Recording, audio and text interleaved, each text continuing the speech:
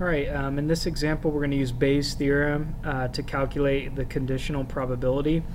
And I'm having you go through this. I want you to copy this down in your engineering notebook, the variables and things for this problem, and I'm going to walk you through the steps. And so on the screen here we have a problem, an LCD manufacturer, screen component for a large cell phone manufacturing company. They're outsourced to 3 different vendors. So that screen that's being manufactured is done by 3 different companies. Vendor A, B, and C. And so those are denoted with the variables A, B, and C. Vendor A supplies 60% of the screens, vendor B supplies 30%, and vendor C supplies 10%. They've had quality control experts work with the vendors, and they have found that 0.7% of vendor A's LCD screens are defective, 1.4% of vendor B's LCD screens are defective, and 1.9% of vendor C's are found to be defective. And so if the cell phone was chosen at random and the LCD screen was defective, what's the probability that the LCD screen was produced by vendor A? And so in this example we're going to use some different notations. P is probability, D stands for defective, and A, B, and C denotes the vendors that we talked about.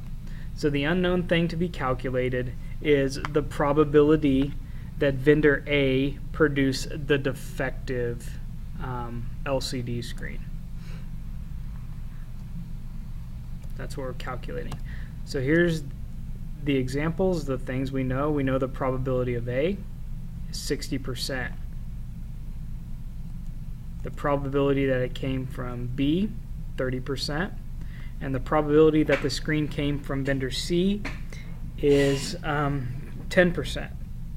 And so the condition now, the probability that the screen was defective from A, we know that 0.7% of them are defective from A, 1.4 are defective from B, and 1.9 of them are defective from C.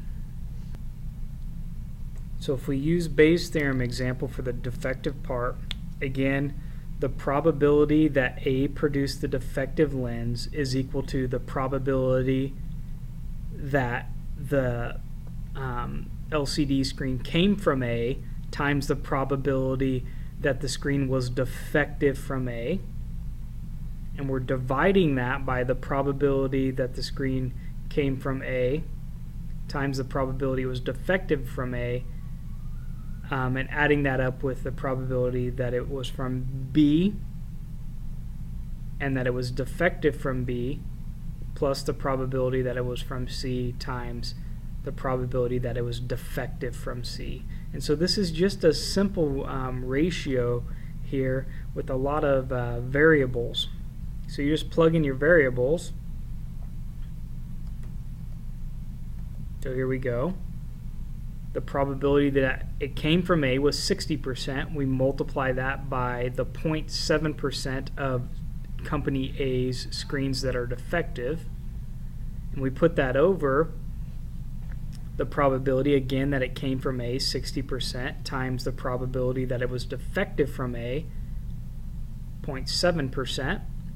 We add that one to the probability that it came from B, just 30%, times the probability that it was defective from B, 1.4%, plus the probability that it came from C, which was 10%, times the probability that it was defective from C, which was 1.9%.